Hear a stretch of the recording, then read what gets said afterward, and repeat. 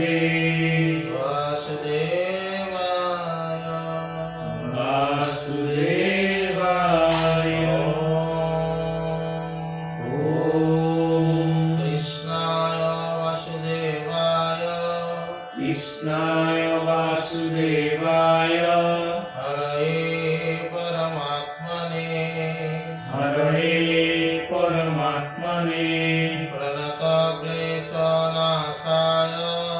प्रणतक्लेशनाशाय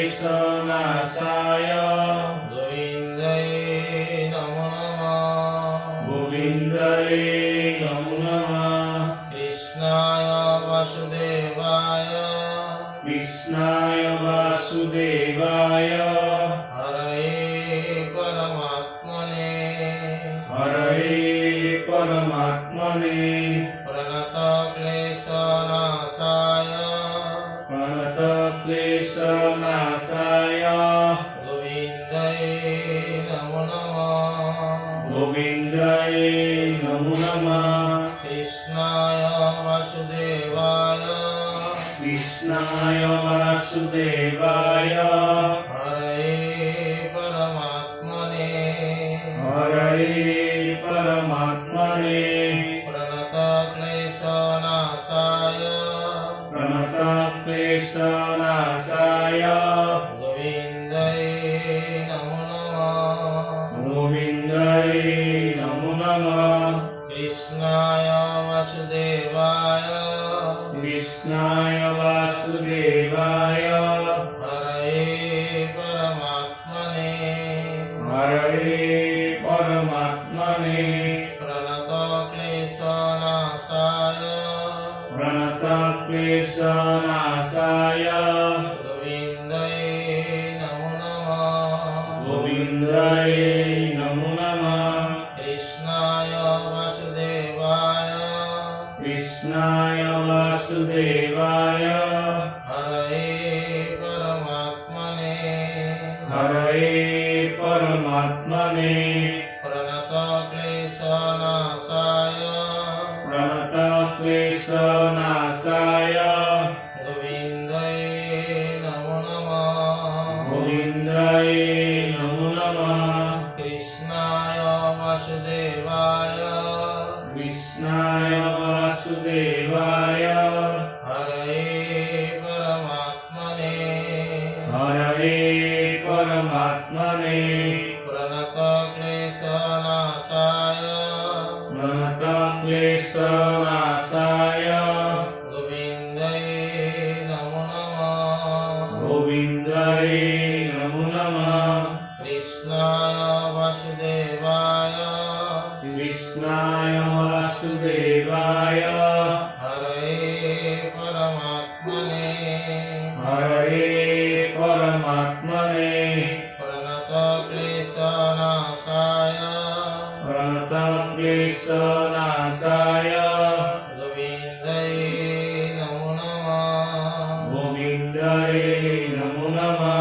कृष्णाय वासुदेवाय कृष्णाय वासुदेवाय हरये परमात्मने हरये परमात्मने प्रणतक्लेशनाशाय प्रणतक्लेशनाशाय गोविन्दाय नमो नमः। गोविन्दाय नमो नमः। कृष्णाय वासुदेवाय कृष्णाय वासुदेवाय हरये परमात्मने हरये परमात्मने प्रणतक्लेशनाशाय प्रणतक्लेशनाशाय गोविन्दाय नमो नमः। गोविन्दाय नमो नमः। कृष्णाय वासुदेवाय कृष्णाय वासुदेवाय हरये परमात्मने हरये परमात्मने प्रणतक्लेशनाशाय प्रणतक्लेशनाशाय गोविन्दाय नमो नमः। गोविन्दाय नमो नमः। कृष्णाय वासुदेवाय कृष्णाय वासुदेवाय हरये परमात्मने हरये परमात्मने प्रणतक्लेशनाशाय प्रणतक्लेशनाशाय गोविन्दाय नमो नमः गोविन्दाय नमो नमः कृष्ण हरे गोरा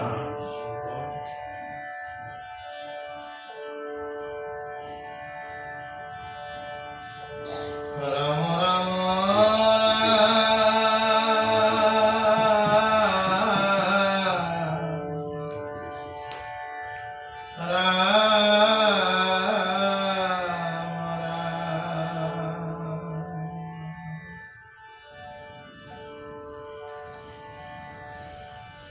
राम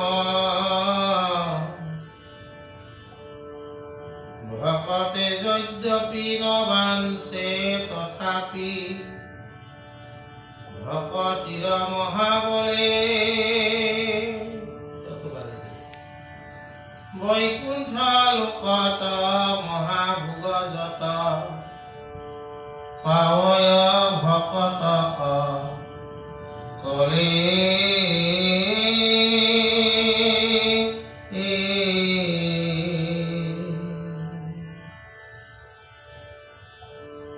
বুলিবা বৈকুণ্ঠ লোকৰ ভিতৰ যেবে ভৈলা স্বৰূপত স্বৰ্গাদিৰ যেন হৈবক বিনাশ বৈকুণ্ঠৰ ভোগ যত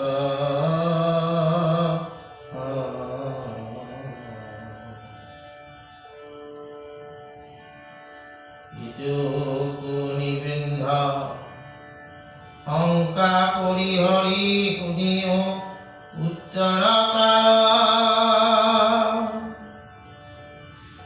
ইটো শুদ্ধ সত্য বৈকুণ্ঠ লোকত মায়াৰ নাহি সংসাৰ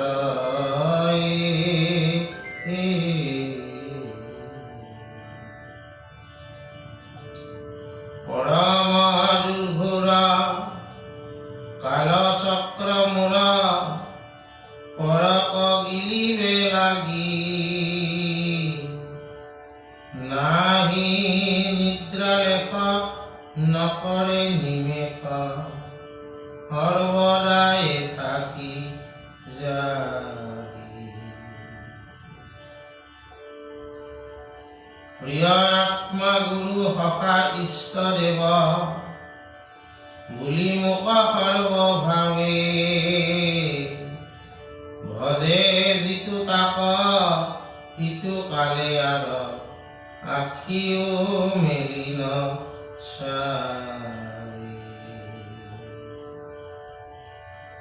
এতেকে বৈকুণ্ঠ লোকত যতেক ভকত আছে আমাৰ জানি কদাচিতো নুহি ভোগেহীন কহিলো হোষাৰে হাৰ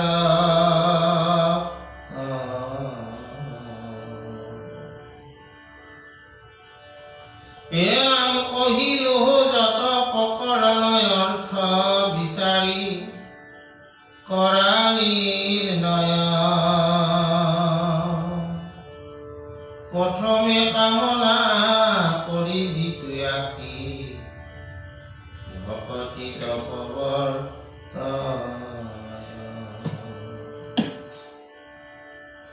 ভকতিৰ স্বাদ জানিয়া পাছত কামনাক পৰিহৰে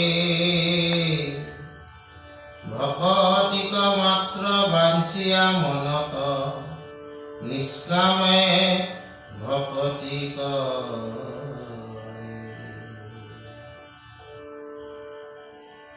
কদাচিত তাৰ কৰন্ত পূৰণ কামনা যত পূৰ্বৰ ভকতে বাঞ্ছিলে দিবাক লাগয় স্বভাৱ ইটো কৃষ্ণ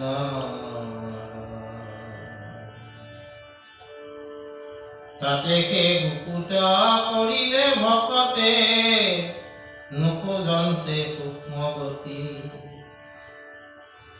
পাৱয় পূৰ্বত কামনা মনত কৰিলে যিটো নিমিত্তে ও ৰাম যিটো মহাজনে শুনি প্ৰসংগত ভকতিৰ সাদ জানি পৰম নিষ্কামে পূৰ্ব হন্তে ভজে ভগৱন্ত পদ্ম পানী। আমি যোৱাকালি যিখিনি পঢ়িছিলোঁ তাতে আমি গৰিষ্ঠ ভকত সম্পৰ্কে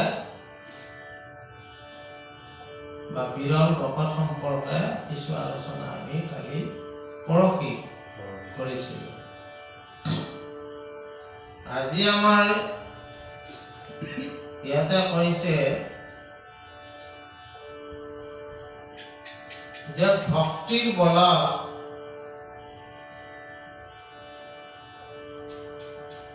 নিষ্কাম ভক্তিৰ বলত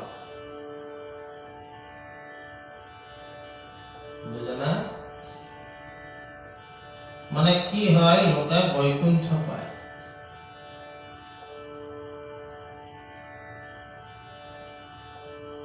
যাৰ ৰাম কৃষ্ণ নাম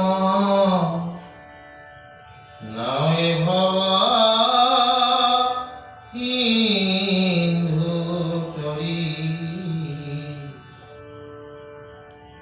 পাৱে পৰম পদ পাপী যত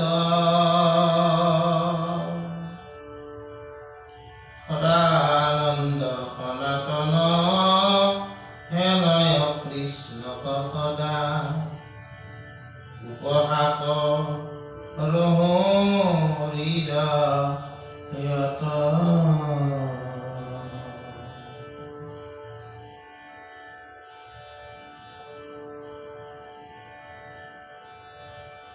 হৃদয়ৰে এই ভগৱন্ত জনাক আমি সেৱা কৰোঁ, উপাসনা কৰোঁ, যিজন ভগৱন্ত ৰাম কৃষ্ণ আদি নামেৰে জনা হয়। আৰু নিষ্কাম ভাৱনাৰে যদি আমি সেৱা কৰোঁ তেতিয়া আমি পৰম পদ পাব পাৰোঁ। পৰম পদে হ'ল বৈকুণ্ঠ।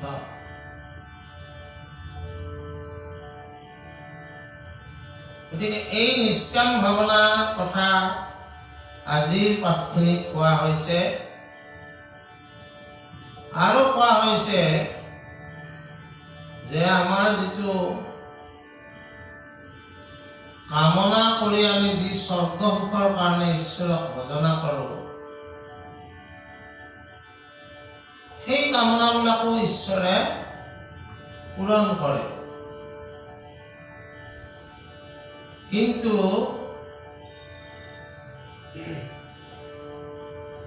সেই কামনাবিলাক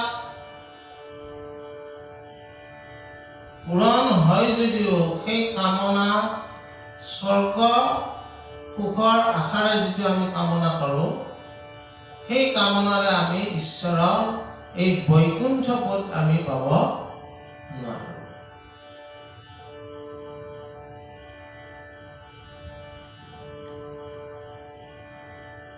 আৰু কোৱা হৈছে সেইকাৰণে আমাক কৈছে যে সত্যভাৱে শুদ্ধ সত্যভাৱে আমি ঈশ্বৰক ভজনা কৰিলে আমি যি বৈকুণ্ঠ পদ বা পৰম পদ আমি পাব পাৰোঁ সেই বৈকুণ্ঠ কোনো মায়াৰ সঞ্চাৰ নাই। এই ভৱলোকত মায়াৰ সঞ্চাৰ আছে। গতিকে বাৰে বাৰে আমি ঈশ্বৰক ভজনা কৰিবলৈ যায়ো আমি কিহৰ কাৰণে মায়াৰ সংসাৰ এই ভৱাগৰত থকা কাৰণে মায়াই আকৌ আমাক প্ৰকৃতিলৈ লৈ আহে।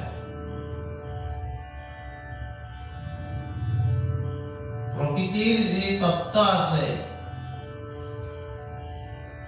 ২৪ তত্ত্ব তাৰ লগত আত্মতত্ত্ব ঈশ্বৰ তত্ত্বটো লগ লাগি ২৫ তত্ত্ব। এই ২৪ তত্ত্ব কি কি? পঞ্চ জ্ঞানেন্দ্ৰিয়, পঞ্চ কৰ্মেন্দ্ৰিয়, পঞ্চ মহাভূত, পঞ্চ তন্মাত্ৰ, প্ৰকৃতি, পুৰুষ, মহৎ বা বুদ্ধি আৰু অহংকাৰ। এই ২৪ তত্ত্বৰ ভিতৰতে আমি থাকিব বিচাৰো। কি কাৰণত? আমাক স্বৰ্গ সুখ লাগে। আত্মতত্ত্বটো সম্পৰ্কে আমি বিশেষ চিন্তা নকৰোঁ।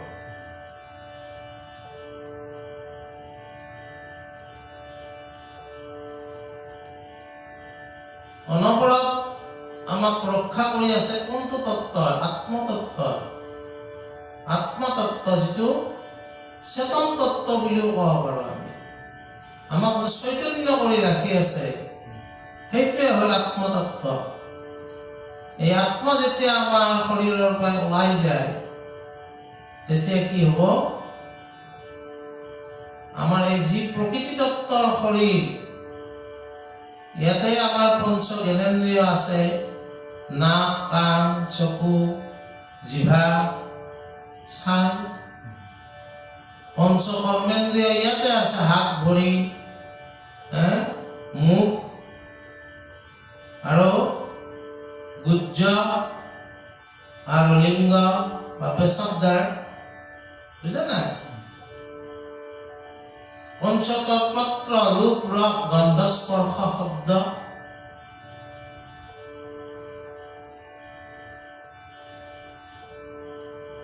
পঞ্চ মহাভূত বায়ু, পানী, মাটি, অগ্নি, আকাশ।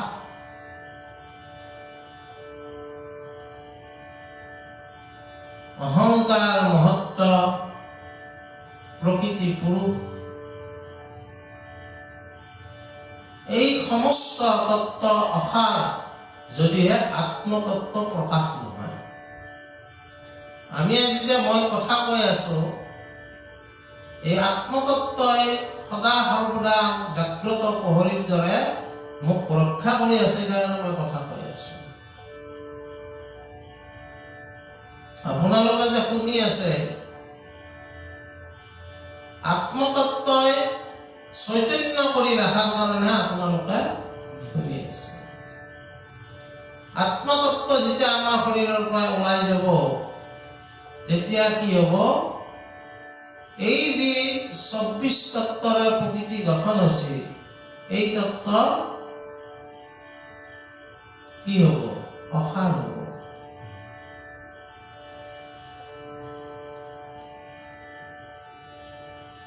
তাকে আজি কৈছে যে শুদ্ধ সত্যভাৱে এই আত্মতত্ত্বৰ সেৱা আমি কৰিব লাগে।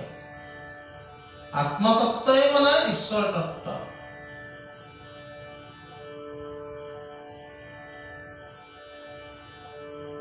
কাৰণ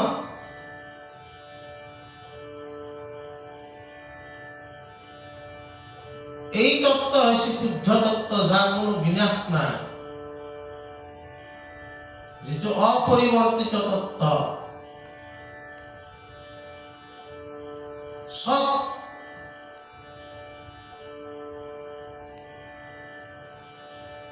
জানা? গতিকে আমাক কৈছে যে এই যিবিলাক স্বৰ্গ সুখৰ কথা আমি চিন্তা কৰি থাকো, এই স্বৰ্গ সুখবিলাক শাশ্বত সুখ নহয়।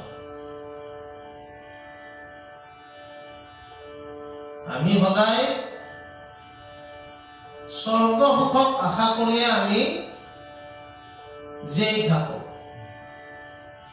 আত্মাৰ সুখৰ কাৰণে আমি কি কৰিছো?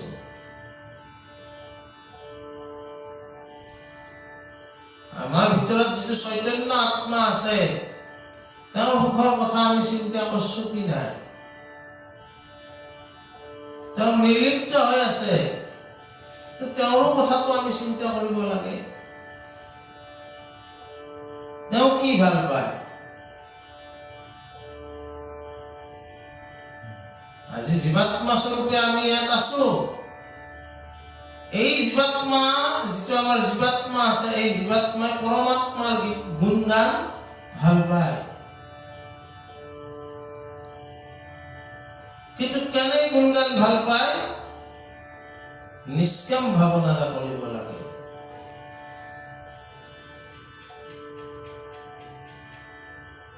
আৰু তেনেকুৱা ভাৱনাৰে যিসকলে ঈশ্বৰ সেৱাত ৰত হয়, তেওঁলোকে পৰম পদ পায়।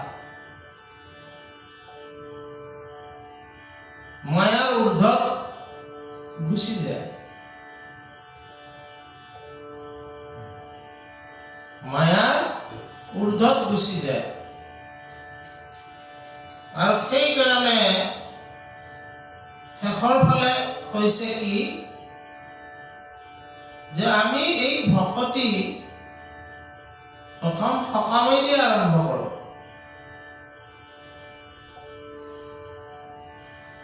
বিভিন্ন কামনা থাকে, এই কামনাবিলাক পূৰণ হোৱাৰ কাৰণে আমি ঈশ্বৰক প্ৰাৰ্থনা কৰোঁ।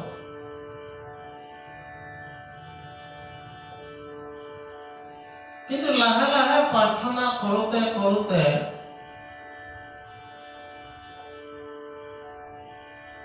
আমাক এটা এনেকুৱা পৰ্যায়লৈ ভগৱন্তৰ কৃপা হ'লে লৈ যাব পাৰে, যে এই কামনাবিলাক ৰহিত হৈ যাব পাৰে।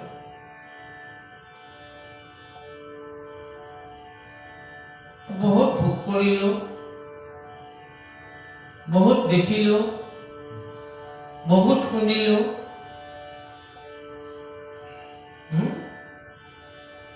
বহুত কৰিলো, এতিয়া আৰু বেলেগ নকৰো, এতিয়া মাত্ৰ ঈশ্বৰ সেৱাতে ৰত হম।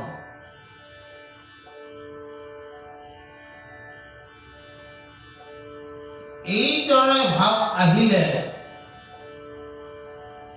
তেওঁ কি হব? লাহে লাহে ঈশ্বৰ তত্ত্বৰ ফালে তেওঁ আগবাঢ়িব। আৰু ঈশ্বৰ তত্ত্বৰ ফালে যেতিয়া আগবাঢ়িব, তেওঁৰ প্ৰাৰ্থনাটো কেনেকুৱা হ'ব? কৰোণাময় ৰাম, কৰোণাময় ৰাম, কৰোণাময়, হে কৰিয় কৃপা যেন উচিত হয় ৰাম, কৰুণাময় ৰাম, কৰুণাময়।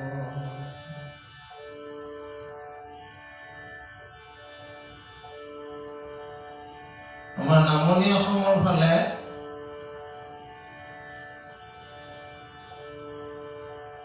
যুগল গোৱা হয়। ইয়াতো ২৪ যুগল বুলি কোৱা হয়। এই কৰুণাময় ঘোষাটো মধ্যত আছে। এইটোকে ঈশ্বৰ তত্ত্ব বুলি কোৱা হয়।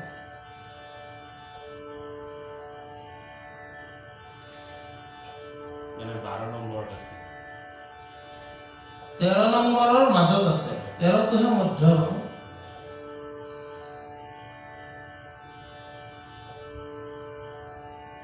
বুজা না? তাহলে ঈশ্বৰৰ কৃপা হলে তুমি কৰিবা মোক কৰোণা।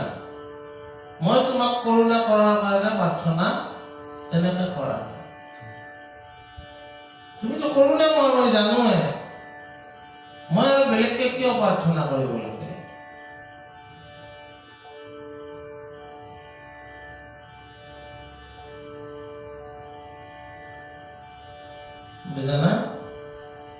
অন্তৰ্যামী ভগৱন্ত তুমি যি কৰা মই তাতে আছো।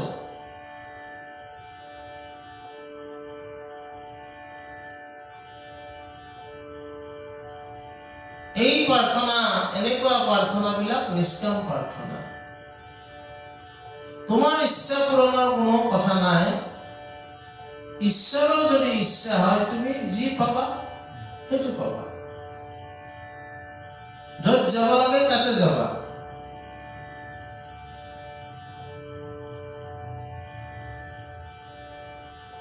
এই লোকসকলে লাহে লাহে তাৰমানে কি হয়, ঈশ্বৰ তত্ত্বৰ যিটো শুদ্ধ সত্য সোৱাদ আছে, সেই সোৱাদটো লভিবলৈ সমৰ্থ হয়। তুমি শুদ্ধ বুদ্ধ নিত্য নিৰ্মল নিৰ্গুণ দেৱ মোৰ প্ৰভু নাৰায়ণে স্বৰূপ আনন্দে সদা সুখী। ও হৰি হৰি তুমি নিজানন্দে সদা সুখী।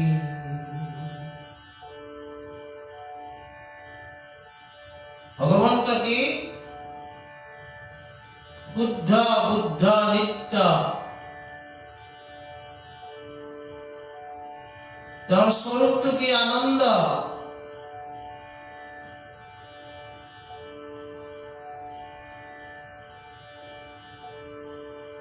এই কথা মাধৱদেৱ গুৰুজনে ঘোষাত লিখিছে।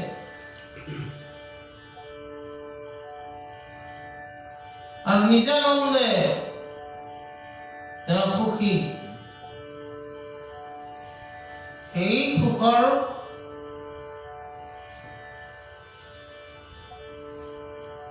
এটা বিন্দু তুমি পাৱাৰ কাৰণে কি কৰিব লাগিব? সত্য শুদ্ধ জ্ঞানেৰে ঈশ্বৰক নিষ্কাম ভকতিৰে ভকতি কৰিব লাগিব।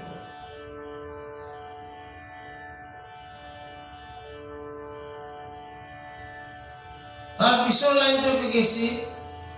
তোমাক জানি জড় মিছা শৰীৰ কমই মোৰ প্ৰভু নাৰায়ণে তোমাক জানি ভৈলো দুখী। হৰি হৰি স্বৰূপ জানি ভৈলো দুখী হৰি।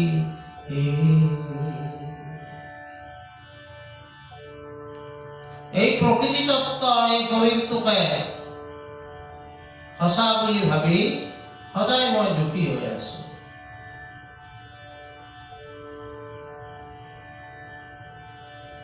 এই প্ৰকৃতি তত্ত্ব কাৰ ওপৰত নিৰ্ভৰ কৰি আছে? আত্মতত্ত্বৰ ওপৰত।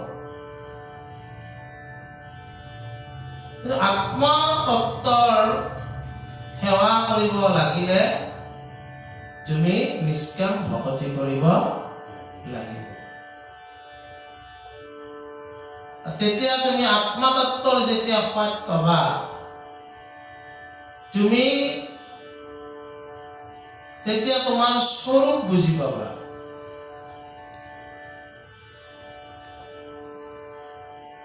আচলতে সেই স্বৰূপ নাজানি আচলতে আমি কেনেকে জীয়াই আছো? জীয়াই থকাৰ ৰহস্যটো কি? আত্মতত্ত্বই আমাক জীয়াই ৰাখিছে।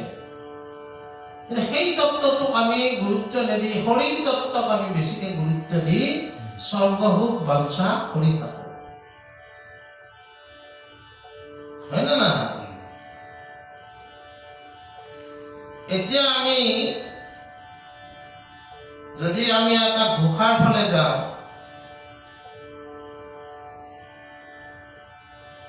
তেতিয়া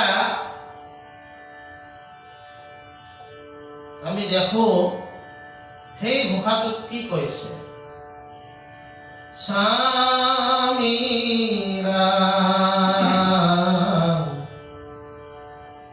নেৰুৱাৰ চৰণ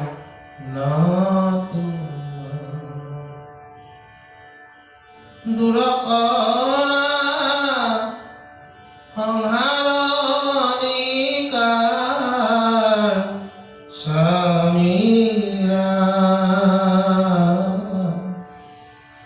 নেৰুৱাৰ চৰণ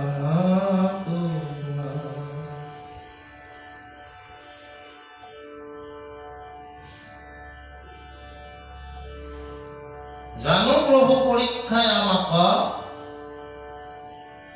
যিহেতু বুলিলা হেন বাক তাৰমানে প্ৰহ্লাদক বৰ দিবা খুজিলে প্ৰহ্লাদে তেতিয়া কৈছে যে জানো প্ৰভু পৰীক্ষা আমাক এহি বুলি প্ৰলোভন্ত বৰে ন বাঞ্ছন্ত প্ৰহ্লাদ কুমাৰে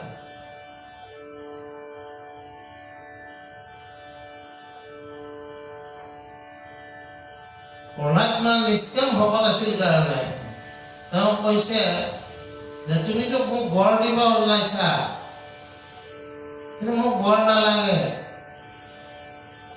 তুমি মোক পৰীক্ষা লৈছা সেইকাৰণে এনেকে কৈছে বাঞ্ছে ফল কজু কৰি কীৰ্ত ইটো বাণী যাব নহে বৃত্ত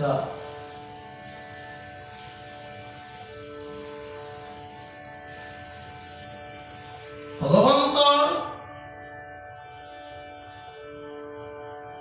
দাহ হয় তেওঁৰ কীৰ্ত কৰি থাকিলে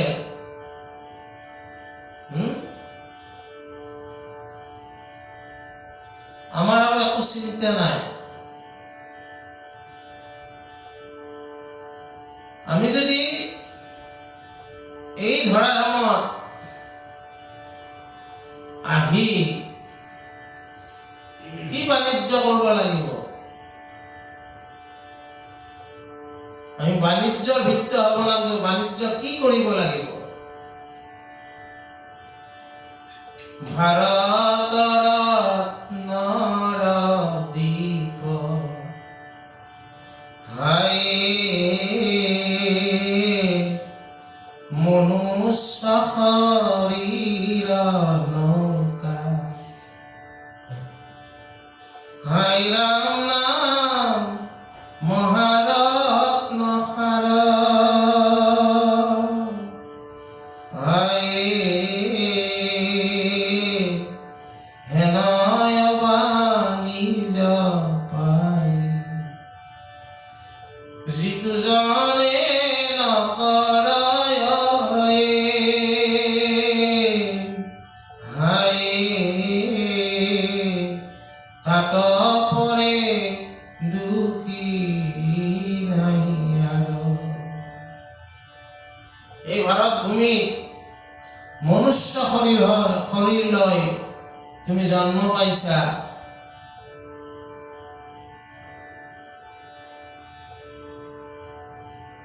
এই শৰীৰটোৱে তোমাৰ নৌকা এই নৌকাৰে তুমি কি বাণিজ্য কৰিব লাগিব ৰত্নৰ বাণিজ্য তাৰমানে মূল্যৱান বস্তুৰ বাণিজ্য কৰিব লাগিব সেই মূল্যৱান ৰত্ন বস্তুটো কি হৈছে ঈশ্বৰৰ নাম যোনে নকৰিলে তাতকৈ দুখী কোনো নাই বুজে নাই তাৰপিছত কৈছে কি তোমাৰ অকাম ভিত্ত আমি তুমিও নিষ্কাম মোৰ স্বামী নাহি কামা আমাৰ অন্যথা নুহি ৰাজ সেৱা কৰ যথা প্ৰহ্লাদে এইবিলাক কৈছে ঈশ্বৰৰ ওচৰত যে কোনো কামনা নাথাকাকে তোমাৰ ভিত্ত মই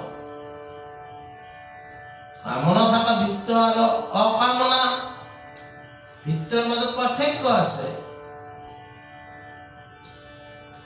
কোনোবা এজন মানুহে মোৰ পৰা কিবা এটা আশা কৰি মোক ভাল ব্যৱহাৰ কৰি আছে সেইটো আৰু এজনে কোনো আশা নকৰি মোক ভাল ব্যৱহাৰ কৰে, শ্ৰদ্ধা কৰে। কোনজন শ্ৰেষ্ঠ? সেইটোৱে প্ৰহ্লাদে কৰি আছে। আৰু সেই ভক্তিটোৰ কথাটোকে আমাক ৰত্নাৱলী আজি কৈ আছে। ভক্তিটো শ্ৰেষ্ঠ হ'ব লাগিব, তেতিয়াহ'লে শুদ্ধ সত্য ঈশ্বৰ তত্ত্বৰ ফালে তুমি আগবাঢ়িবা। এইখিনি কথাকে আজি কৈ আছে। তাৰপিছত অলপমান আছে, আমি আজি পাঠটো শেষ কৰি দিওঁ। যিটো মহন্তৰ ভকতিৰ সুখ সদায় হৈব নিশ্চয়, বৈকুণ্ঠ লোকত পৰম ঐশ্বৰ্য, অধিক সুখ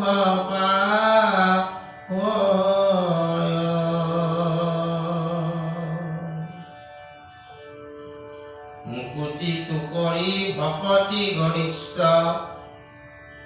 এতেকে জানা সৰ্বথা, ভকতি ৰয়াগে বিষয়ৰ সুখ, তুচ্ছ হইবে শুন কথা। সদা ভক্তি সুখ সহিতে বৈকুণ্ঠ, ঐশ্বৰ্য সমে মুকুতি, একান্ত ভকতে পাৱে আনজনে, নপাৱে শুনা যুগুতি।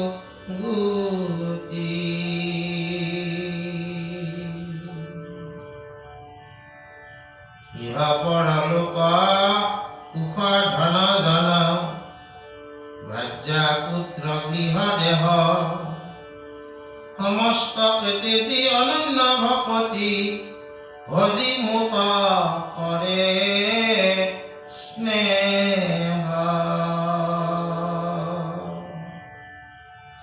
তাত পৰে মোৰ মহাপ্ৰিয়তম, ভকত নাহি আমাৰ, ভুকুতি মুকুতি ভকতক দিয়া, কৰো সংসাৰৰ পাৰ।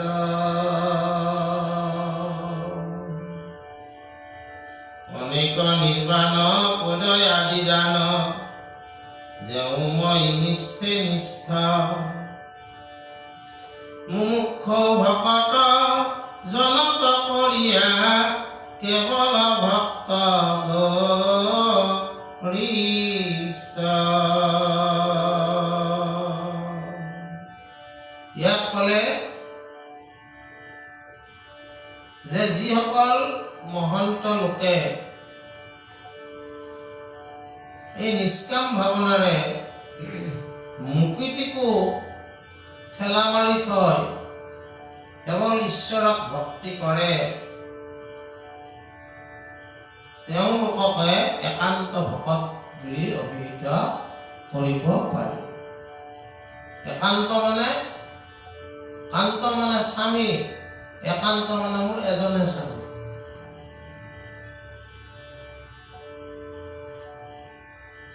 আৰু তেওঁলোকে কি কৰে, গীতাৰ অৰ্জুনে যিটো শৰণৰ মূল মন্ত্ৰ, একশৰণ ধৰ্মৰ যিটো শুনিছিলে, কৃষ্ণই কৈছিলে, সৰ্ব ধৰ্ম পৰিত্যাজ্য মামেকং শৰণম ব্ৰজ, অহং তাম পাপেভো মোক্ষয়িষ্যামি মা শুচ। তেওঁলোক নিৰ্ভয় হয় যে ভগৱন্তৰ ওচৰত সকলো ধৰ্ম পৰিত্যাগ কৰি ঈশ্বৰৰ ওচৰত শৰণ বা আশ্ৰয় ল'লে কি হয়, তেওঁ সকলো পাপৰ পৰাই তেওঁ মুক্ত কৰি দিয়ে। আৰু ভুকুতি মুকুতি এই সমস্ত বস্তু ঈশ্বৰে সেই ভক্তজনক প্ৰদান কৰে।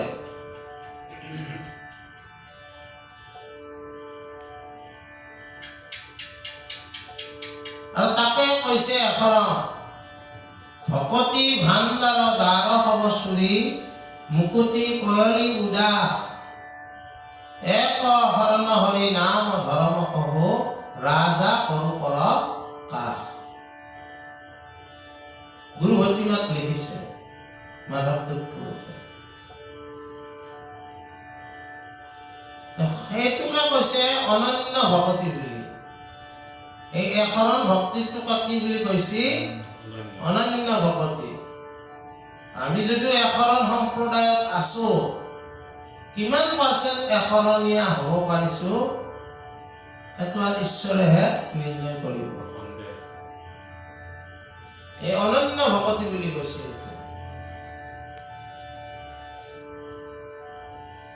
বুজা নাই? আৰু এই অনন্য ভকতি কৰা সকলে তেওঁলোকৰ কোনো সকলো নিৰ্বাণকে আদি কৰি যিমান মুক্তি আছে তেওঁলোকে এনে লাভ কৰে।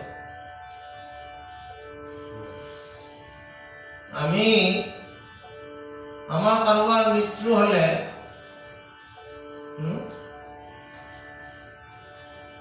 এই যে আমাৰ যোৱাকালি অষ্টমী গল, অশোকাষ্টমী।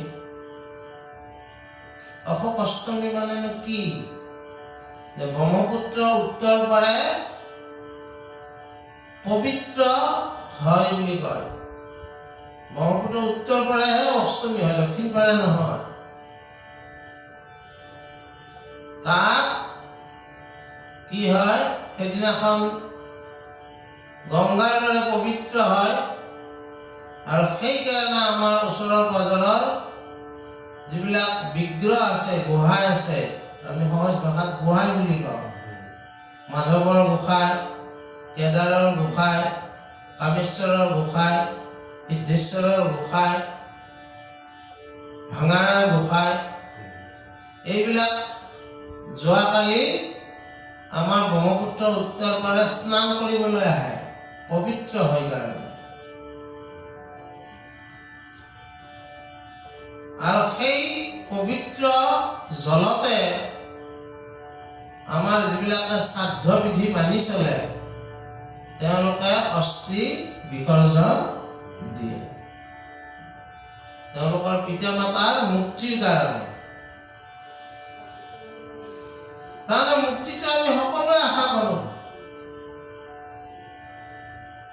কিন্তু আমাৰ ভক্তি যিটো অৰ্জুনৰ গীতাত যিটো অৰ্জুনক অনন্য ভক্তিৰ কথা কৈছে, তাতে এই মুক্তিৰ কোনো কথা নাথাকে। কোনোবাই যদি শুদ্ধভাৱে এশৰণ আচৰণ কৰে, তেওঁ আচলতে কোনো কাজ নকৰিলেও একো দায়ী নহয়। যিটো মহাভাৰতৰ বনপৰ্বত আছে, বিদুৰৰ যেতিয়া মহাপ্ৰয়াণ হয়, তেতিয়া এই কথাটোৰ অৱতাৰণা হৈছিলে যে বিদুৰ কাকা বিদুৰৰ মুক্তিৰ অৰ্থেতো আমি শ্ৰাদ্ধ বিধি কৰিব লাগিব। তেতিয়া কৈছিলে বিদুৰৰ একো কৰিব দৰকাৰ নাই, কাৰণ বিদুৰ ভগৱন্তৰ একান্ত ভকত আছিল। মুক্তিটো বিদুৰৰ লগতে আছে, তেওঁৰ কাৰণে আৰু মুক্তি প্ৰাৰ্থনা কৰাৰ কোনো প্ৰয়োজন নাই।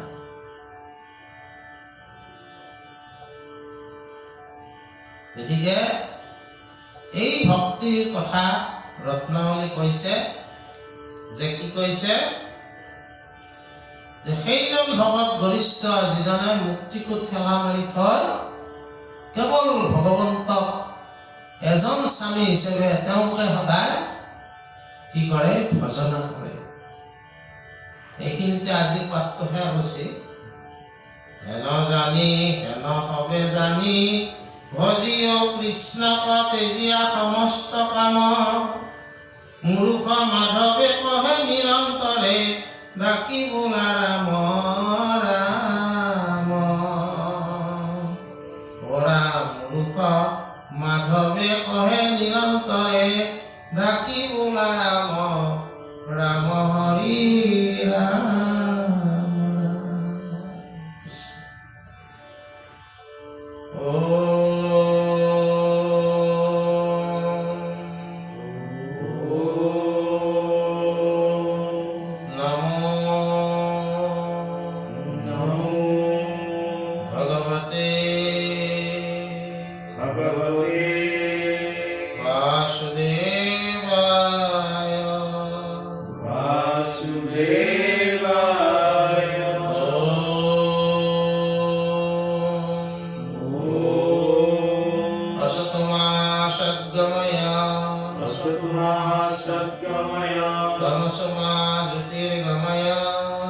তস্মাৎ জ্যোতিৰ্গময়